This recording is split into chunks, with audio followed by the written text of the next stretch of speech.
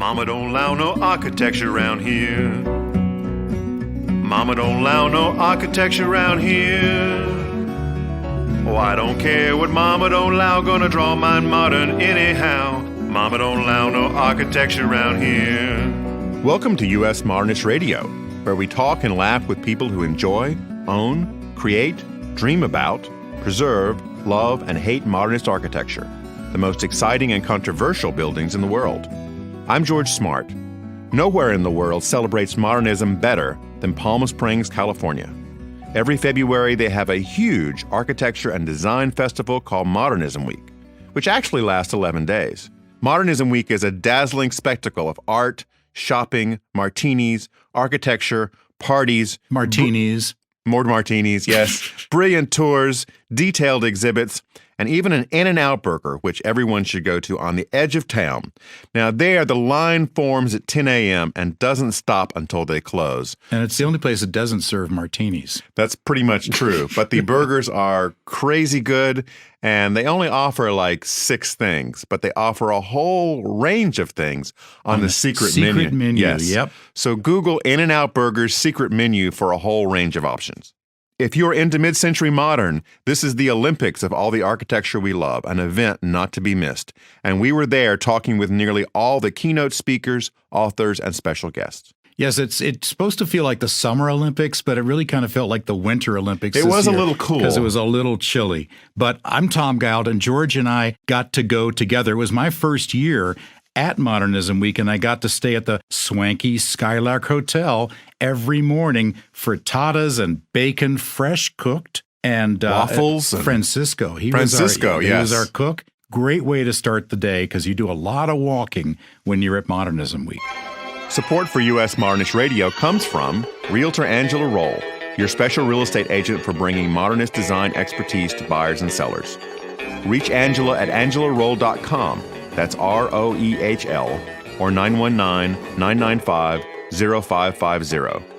Today, George talks with author and longtime modernist researcher Christine Madrid French, who, with Marty Hylton, did the first comprehensive survey of mid-century modernist architecture in Florida. You can see it on our website, usmodernist.org/resources. Plus, we'll chat with visiting Australian modernist Amy Jarvis of Canberra. And finally, one of the owners of LA's iconic Lovell Health House, designed by Richard Neutra, which you'll remember from the movie L.A. Confidential. His name is Ken Topper. George spoke with Chris, Amy, and Ken at the somewhat noisy atrium of the Hyatt Palm Springs. As you remember from one of our very early podcasts, the year is 1998, and Chris Madrid French is working on a project that will take up much of her life, trying to save Richard Neutra's cyclorama in Pennsylvania. Chris, do you remember 1998? Just barely. It's coming back to me now. Tell me some more. That didn't go so well, despite incredible work on your part and many other people. We lost the cyclorama building. But I'm happy to say that we have all of your website up on usmodernist.org that you gave to the organization. And you can go back and you can see all those letters that you wrote and documents about Neutra and the building. And what else was on there? There was a ton of material. Well, basically the whole lawsuit, we did sue the federal government to save the building based on the Department of Interior didn't actually document it properly before they went ahead with all that plans for demolition. And so all of that is on the website. And the website I haven't updated since probably 2012, so it is an archive, definitely. But I started it in the Mission 66 website. I started in 1996, so it's an early I was an early adopter, yeah. And Mission 66, for those of you that don't know, was an effort by the Park Service to handle the massive hordes of we Americans who were going to these parks and to build new lodges and restrooms and picnic areas and campgrounds and all kinds of things, which were done in mostly the modern style, right? Right. It was mostly modern, and there was also roads and bridges. And if you look at the way history moves, we're coming around again to that same sort of condition. You'll hear about the national parks need a lot of work. Those buildings are over 50 years old now. We need bigger centers. So you can see it rolling around again. So hopefully they'll get some more funding soon so they can refresh everything there. I wonder if they'll choose a modernist style or if that'll be out of vogue. They'll choose the modernist style of today, and everyone will complain and say they hate it. That's what will happen. So, Tell me about what you've been working on lately, this project in Florida. right. So the University of Florida, I was teaching there with Marty Hylton. Everyone knows him as Marty. He's the director of the Historic Preservation Program there. And what we did was we initiated the first statewide survey of modern resources in Florida. Never been done before. And Never it's been kind done. of a big state. It's Yeah. sort of big. So it was Well known for modernism. Exactly. So what we were trying to do really is to provide the baseline tools so that people could do their preservation in their own region. So there was no record of the architects, no record of the style. And when you're working with the National Register or the state government, you have to refer to something to make your argument. There's nothing to refer to. There was no, they'd say that we never heard of that architect, or that's not well documented, or that doesn't show up on the register yet. So we said, well, we're going to be the first then. We're going to do this. We got a grant from the Division of Historical Resources at the state, and we finished it in 1 year. That's pretty impressive. How much travel did that involve? But we didn't get any travel money, so we used all of our friends around the state. We would send out emails, and we had a survey, and we sent it to all corners of the state. The thing about Florida that people who haven't been anywhere, except maybe South Florida, don't maybe know is that northern Florida is a completely different climate than southern Florida. Really? Yeah. What's it like up in the north? Woodsy, a lot of woods. There's actual hills, so Florida is not entirely flat. Not a swamp. No, not all swampy. So we had to divide the state into different sections. What we found is that the modernists in each area were responding directly to the climatic conditions of that area. Okay.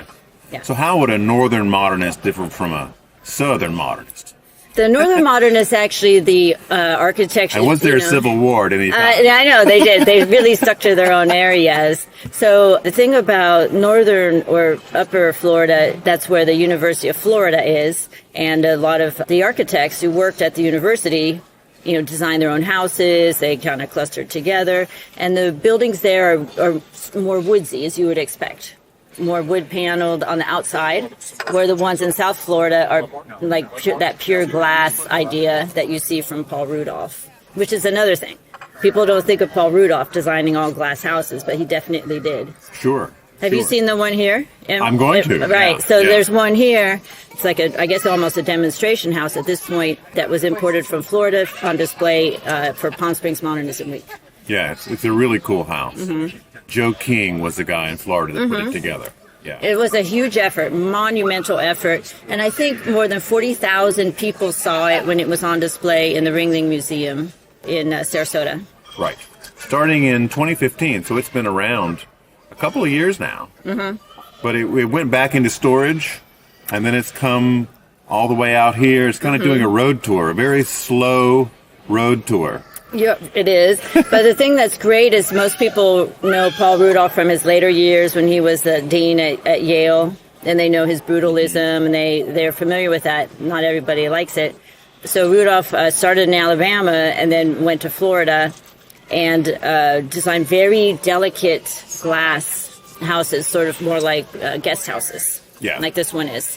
The Walker Guest House. Right, very experimental. And the actual real Walker Guest House with its main house is for sale now. Oh, is I it? think for like $5 or $6 million in case you are in the market. Well, that's what's so interesting is that the original house is still intact, yet they built a reproduction so that people could experience the architecture, which I thought was a brilliant idea. Yeah, it's really good when you can actually go in this thing and see it. The original is too delicate. You can't have 40,000 people tromping through an original Paul Rudolph. It just doesn't work. This is a great way to get the message out to the public and create this relationship between Florida and California, which has been there the whole time. We just don't always recognize it architecturally. So this documentation project that you did, how many houses did you come across? I have the numbers right here. Excellent. So we documented... And there's an amazing infographic you can see on the website, too. Yes, we documented 581 properties total.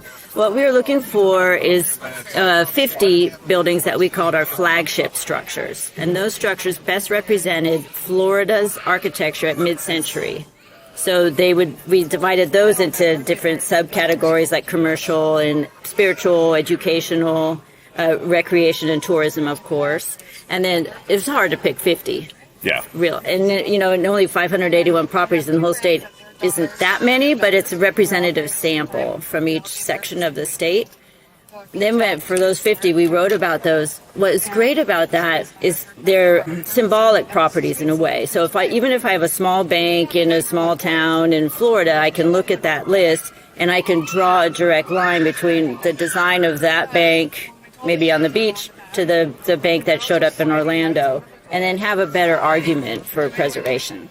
Well, that's really the point, isn't it? Is that without this documentation, it's difficult to get on people's radar these buildings are important. Yeah, it's very frustrating. So the state will say, well, you have no documentation. You say, well, nothing's been studied yet because this is a new area. They'll say, well, that's too bad. you don't get your building on. Let's just mow it down, right? Right. Well, what's great is that one of the houses that we chose for the 50 flagship was just put on the National Register. That was about a year-long effort.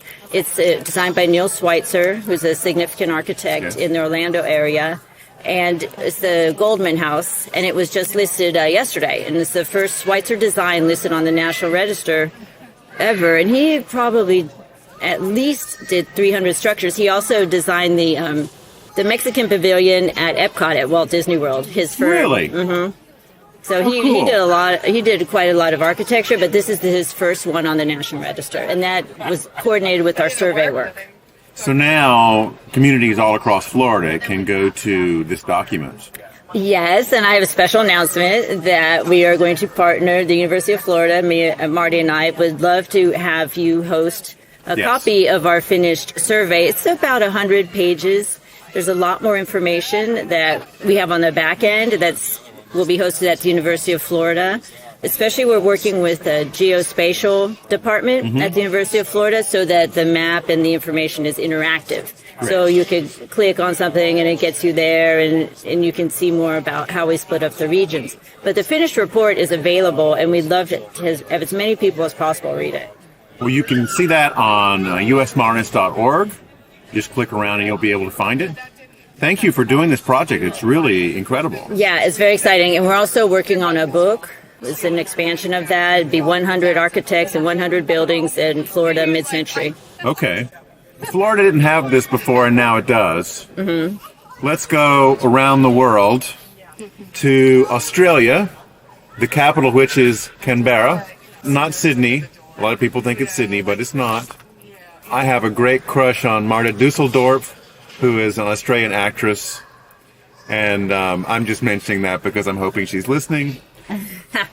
But my guest is Amy Jarvis, who is here to study Palm Springs architecture and to start documenting Australian modern architecture, right? That's right.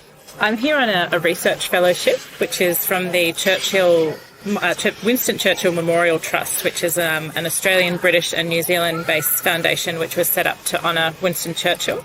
And it does... Not a noted modernist, though.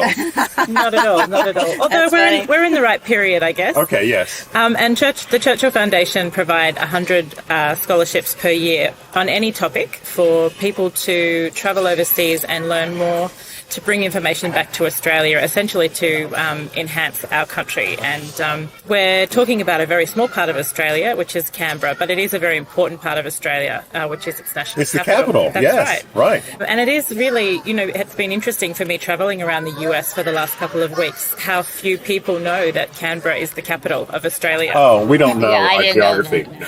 That'd be like me not knowing that Washington D.C. was the capital of the USA. So it's interesting, but it's been great to educate people about what is a small city of around 400,000 people, but really is a city that grew up in the mid-century period and has some of the countries and, in fact, notably the world's best architecture. But it's really not known about and not celebrated in the way that some of the other parts of Australian architecture are.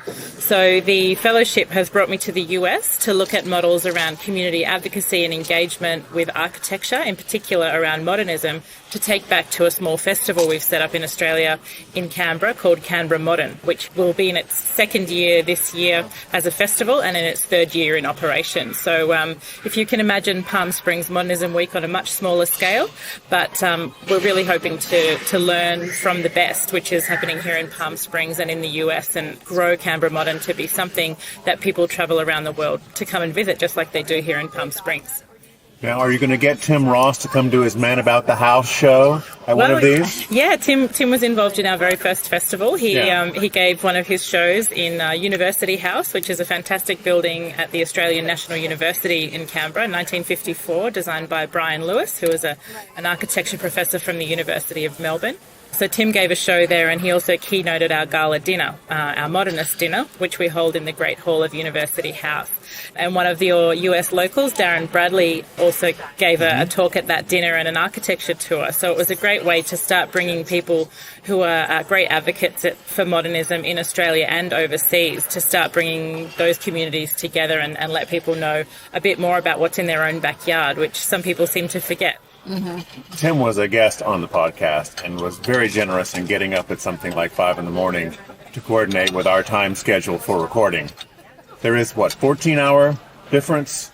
There's, at the moment, I think a 5-hour difference, but it's that kind of 5 hours when it's the middle of the night in Australia, when it's the day here. So it seems like not that long in terms of time, but it's actually that exact 5 hours that you're asleep that, that you'd need to be coordinating. So. I know it's easy to get the AM and PM wrong, because I remember years ago calling this woman. I thought it was going to be 2 p.m. there, and it was 2 a.m., and she was not too pleased. Yeah, that's right. But Tim's been such a great advocate, using his personality and comedic timing and his presence in Australia as a radio and television star as a way to bring the mainstream into the idea of modernism. You know, it can be quite an academic subject, and you can get a little caught up in the academia of it. And Tim has an amazing ability to kind of break that down and see the funny side and the nostalgic side of modernism, and can bring people along on the journey who might not have usually been interested. So he's such a great advocate and a great friend of Canberra Modern. Has your group started to document actual houses yet and build a list? We've just been starting to do that, in fact, and we're hoping to work with Tim a little further on this, that we put together on our website, which is just canberramodern.com, a list of the top 20 buildings in Canberra, and we were really trying to highlight buildings that are at risk, because they're the ones that need the most attention at the moment. We've got a lot of public buildings in Canberra. Being the capital, we've got the National Gallery, the National Library, the National Museum and Parliament House. So these buildings are safe because they're really high in public consciousness, and amazing modernist designs in some of these buildings. But it's a lot of the Commonwealth Government public buildings, office buildings, residential buildings, cooperative housing that people haven't quite got their head around yet. And I think there's that almost peril of age where things don't seem far enough away or long enough ago to be considered old. We have that problem here. Yeah. And so if people remember it being built, we get stuck in this time frame where people are too close to it to feel that they can look back on it. But if we don't kind of preserve it in that time period, then we lose it, and nobody's technically breaking any rules because so many of these structures aren't protected. So the idea about this festival, and much like what Palm Springs Modernism Week does, is to raise awareness and appreciation and celebration. And once people are aware, then we can start that real kind of advocacy, that harder style of advocacy, which is the nominating, documenting and listing these places. But yeah, Canberra's a small place, but it's a great place. So we've got a lot of hands up in the air ready to help us. So we're in our early stages, and we're looking forward to making this bigger and better as we go forward. Now, your Frank Lloyd Wright down there is Glenn Morgan, right? Yes, but we don't have a lot of Merkett in Canberra. No, he's well known in Australia, and we even have some Frank Gehry in Australia as well, but not so much in Canberra. The buildings in Canberra were done a lot by Sydney and Melbourne firms. So we've got a really famous firm in Australia of Browns, Romberg and Boyd. So Robin Boyd is a really famous architect, and you may have seen Darren Bradley's photos went on some Australian postage stamps just this past week, and that is of the Boyd House in Melbourne. And we have some fantastic Boyd buildings in Canberra, and some of these are at risk as well. The last building he built before he died has just been rejected for listing on our local register, which is such a shame, and we think it's a real lack of recognition of the contribution of these great pioneering architects of Australia, much like we're celebrating in Palm Springs the work of Kreisel and Wexler and everyone. Boyd is one of those names in Australia, and his work is a little more recognised, but some of these others just really, go under the radar, and we miss out on opportunities to preserve these places for the future. Well, one of the things that I see is that even when you know the architect and you know the history, some of these houses, they might be 60 years old, but they don't look 60 years old. They're still very futuristic. Absolutely. They're still kind of George Jetson and Jane Jetson, right? So people look at them and go, that's not old. It's not a Victorian house or a mill house. You've seen that, Chris, haven't you? Right, and the other thing that goes along with that is that a modern building that needs repair doesn't look picturesque, where a Victorian might look kind of romantic if it's a little bit under the weather, but a modernist house, no. And so there's the two things. It's always futuristic, but it doesn't take age as well in the public eye. Especially so with brutalist structures, of which we have a lot of in Canberra, that off-form concrete, because of our climate, it gets wet, it stains, and then you get those kind of blackened areas, which personally I think add to this beautiful patina It's character, of right? these places. But some people then think, well, why do you want to keep that? It's dirty, it's old, look, it's not weathering very well. But that's really part of its history, and people who don't understand it can't see the beauty in aging of some of these newer materials.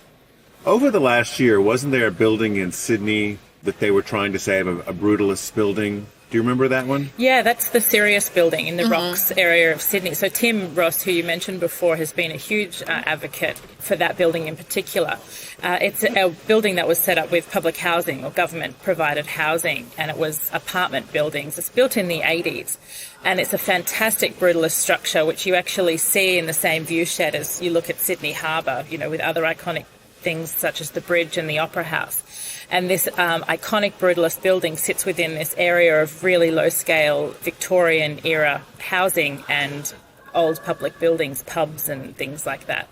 And it is completely iconic. It's something that everybody in Sydney recognises, but it's brutalist, and the government in Sydney is just not interested. And of course, the real estate is worth a lot of money. It's a government-owned asset, so it's been sold to developers. Despite the ongoing campaign, there's been so much support for its retention. At the moment, it's in the hands of the developers, and it's really up to them what happens next. So the advocacy campaign is ongoing to try and hope that the developers then make a good decision. But there is a lot of doubt about its future, which is a real shame. It's a large building, right? It's a how big is that building? Oh, it's huge. I wish I, off the top of my head, knew how many stories, but it's a multi-level Is it tall building. or? Really tall, yeah. So it kind of steps down.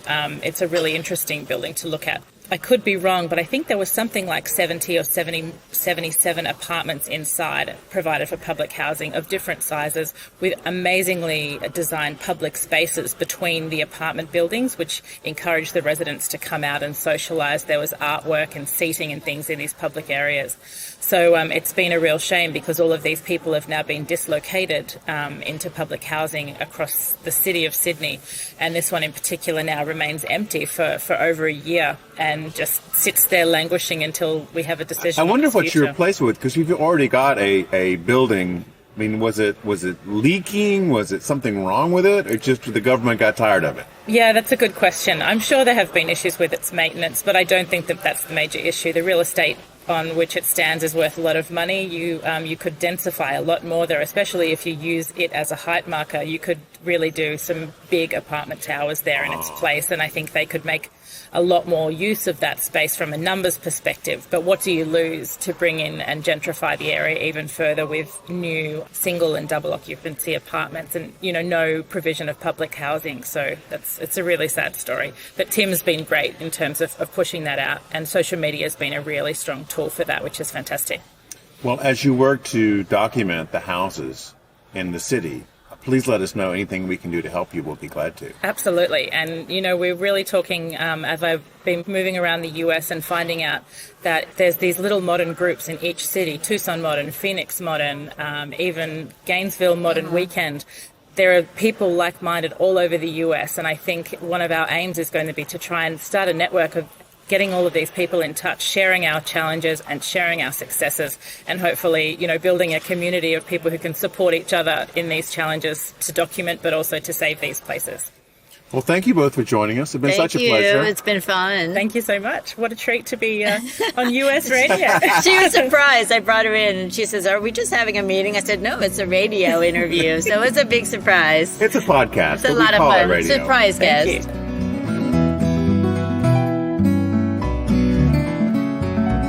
Stay with us. Up next, George talks with Ken Topper, owner of Richard Neutra's iconic Lovell Health House in L.A.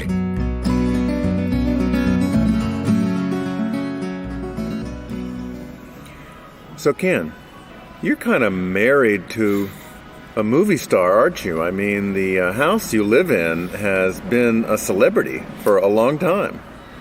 When you put it that way, I guess I've, in recent years, have really begun considering the house to be like a movie star, like I'm dating a kind of a coming back actress. I see. Let's say. Yeah. You're making her reappearance, right? Yeah, right, bringing her back in full, restorated mode. Hopefully better than like Norma Desmond in that old movie. Hopefully we're going to do better than when they just colorize the movies of the classics. So the movie I know that was most featured the house was L.A. Confidential, right? Yes. Because that was just all about the house. To that particular character. Yeah. Right? Was it Kim Basinger? She was in the movie, but she was not in any scene at Lovell House. Oh, she wasn't? No. She was in the movie, They just did the scenes at the studio, I guess. Well, most of her scenes were at her house in the movie. Okay. So whose house was it? It was Pierce Patchett's That's right. house. Right. No, because Curtis Hanson had said that Pierce Patchett was kind of like, he was ahead of his time, and so that was the house that Pierce Patchett had to have because he felt like the house was always ahead of its time. And so that was actually the first full feature thing that my mom allowed into the house. And why did she choose that one? It wasn't so much she chose it as the location manager had been begging to do something and had been nice to her, whereas a lot of these people that came by were just like kind of snooty to her. And so he begged her and he said, like, please, Betty, this time you have to say yes or I'll get fired. And so, I don't want to see that happen to you, John. And so she didn't really know how to negotiate with the studio other than to know, they were going to give her some money, and it probably could have been more if she'd known how to negotiate, but it was like it opened the door to other type of things. There had been photo shoots and very limited type of things because she was raising kids. Sure. And so it really wasn't her priority to let movie people in or anything like that. So LA Confidential opened the door to what I hope will be a more consistent revenue generating platform. And that was what, 95 or so? Something like that. 95, so it'd been a while. And years ago. There's only been one other feature-length film, and it was an independent that I set the thing up with. It's called Beginners. So that had, I believe, Christopher Plummer. Right, yeah. So Mike Mills was the director and the writer, and so he had a feeling about the house. He said, like, this looks like the place. Because the movie was personal to him because it was based on his own father's story. I don't know how widely accepted the movie ever became, but those are the two feature-length films to date. Was that where Plummer played the architect? No, he was like a retired professor from like Santa Barbara, and he was coming out to his family at like 75. Oh, okay. At age 75 in the movie, and so it wasn't so much about the house. It was just like Mike Mills felt like this is the house like his father would have, because this was like a story about his father, really, not just a story out of thin air. Well, let's talk about your mom, because the nickname for this house has been the Lovell Health House. And your mom is now 91. So has the house worked? I mean, it's clearly having an effect on her. Could be. I mean, she's been very lively all her life, but certainly climbing those stairs countless number of times, I'm sure, didn't hurt her physical fitness, going up. Because people always ask you, what's it like to live there? And I didn't really understand that question until a few years ago. They're not asking like it as in terms of like what it's like to live in anybody's house. Specific to there are things you have to get used to that you don't like, but you can't change. That's just the way the house is. The garage is set, I don't know how many yards away from the door, so it's never easily accessed. When you pull in, if you have a bunch of stuff to bring into the house, it's a haul. And you kind of allocate what's got to go into the house first.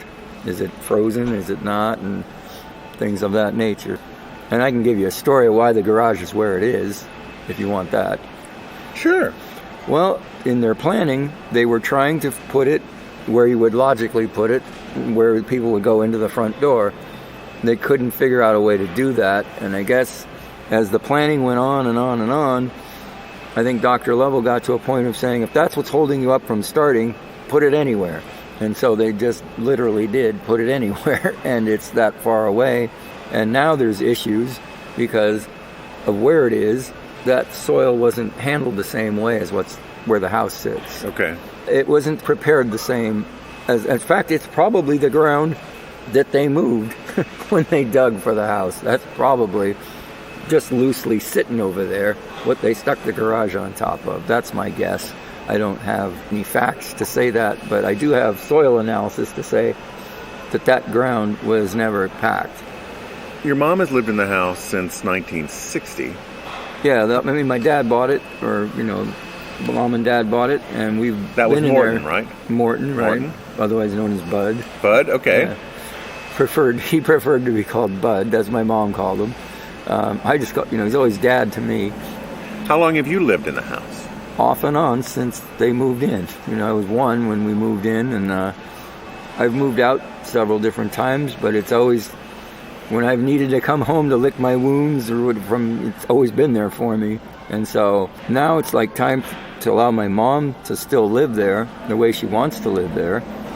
But it's also like, as I'm living there now, I feel the house does talk to me in certain ways of like saying like, fix me over here, I need some help. And I'm old. It's the same thing. Like an old person needs some help. Yeah. And so that's what we're trying to do, is help the old person or the old lady get a little younger. Now, do you have brothers and sisters? I do. I've got 3 brothers and 1 sister. Everybody's got a feeling for the house. It's just that when you're no longer living in it, your feeling is a little different. Sure. And so, I'm living in it, and so they know the house needs work. They just aren't aware, I guess, of the day-to-day. And I mean, literally, like a pipe broke yesterday. That's a big deal. Well, it is, but it's just these things, they're almost predictable that something's breaking because it's just at that age where we break. Almost 100 years old now. I think 90 this built year? in 29, yeah. So So we're 90 going years on 90, this year. Almost as old as my mom. And as a person, these things do wear out. And no matter how well designed or engineered this place is, they couldn't think of everything. And so 90 years of time, a lot of things are original in the house. So they're going to wear out. It's just, you can't get around that. Well, to help with the maintenance of the house, you're looking at opening it up more for people to see. Tell us about that. Well, first I was interested in opening it up, but to the level that I can control it. And so there are obvious liability concerns that have to be addressed, and that's what's currently being done. And then my hope is to find some people that already run, they'll call them group tours, through the Stahl house, through the Eames house.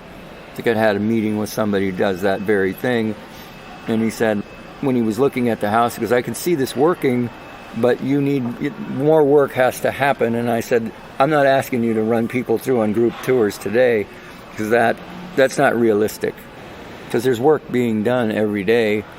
It's more cosmetic than anything at this point, but that's what people will see is the cosmetic side. They're not going to see the infrastructure that's to come. So you're getting it ready. I'm getting it, like I said, I'm getting the lady ready to start dating again. Okay. Is really what I kind of put it that way. There should be like a Match.com out there for houses. Well, yeah, that's almost right.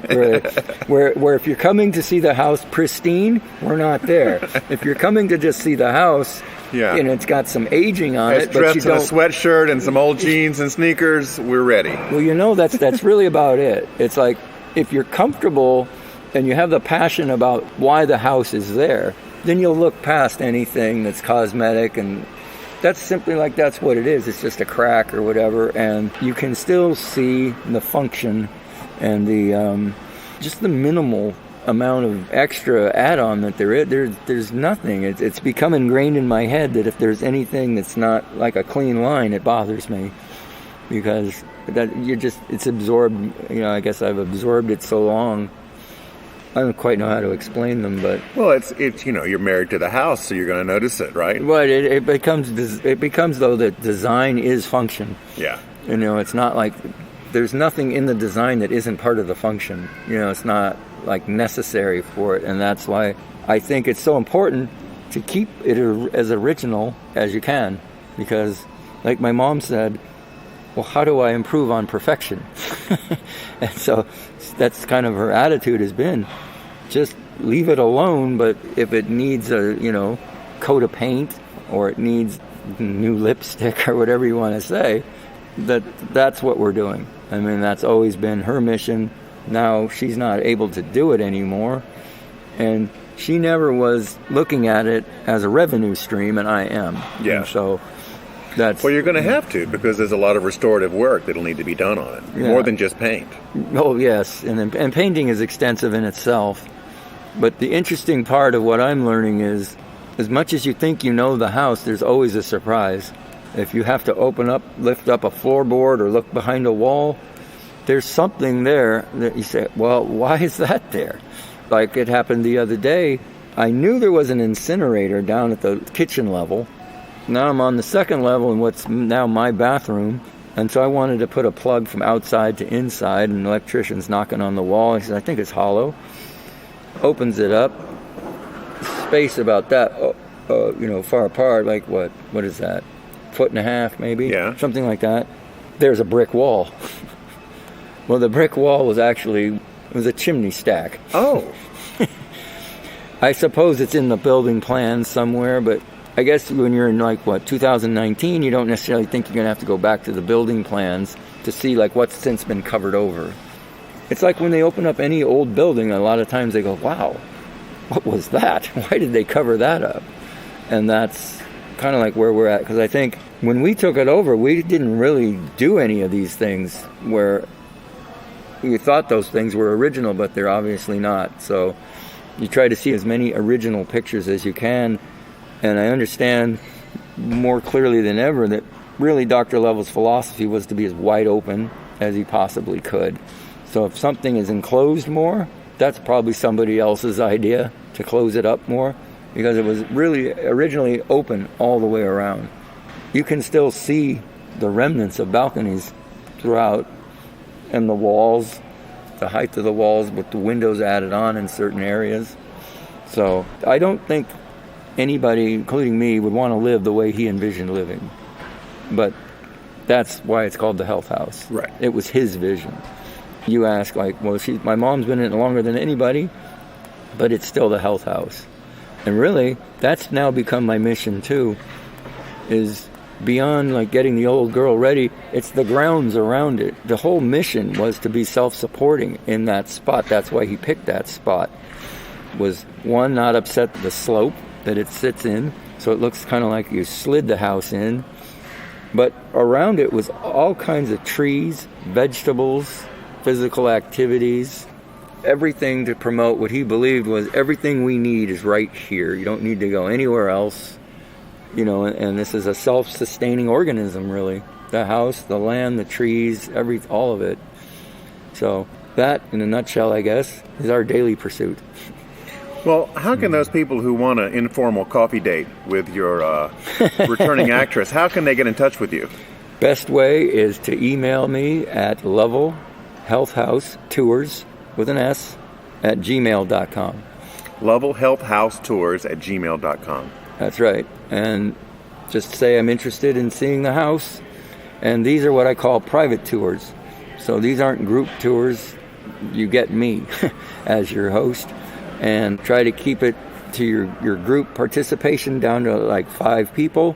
You charge $50 per person, payable at the door, cash.